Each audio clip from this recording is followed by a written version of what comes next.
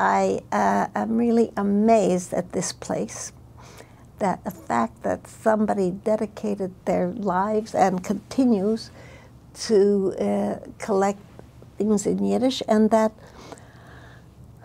the shame, you know, I've read Sholem Aleichem, Sholem Ash, Basheva Singer, Peretz, so many Mendele, so many wonderful Yiddish writers.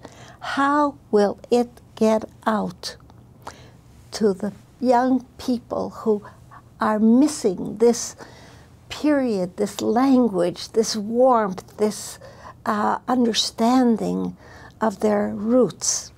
My contribution with this little cookbook is just sort of a drop in the ocean. But it has touched people, and that's what I'm kind of amazed at. It says something to those who can still remember, or to the young people who want to remember. And I keep saying, why aren't we doing more? We need to hire a whole troupe of translators and begin to bring out things that that young people really should know, have to know, and that are very interesting and very beautifully written.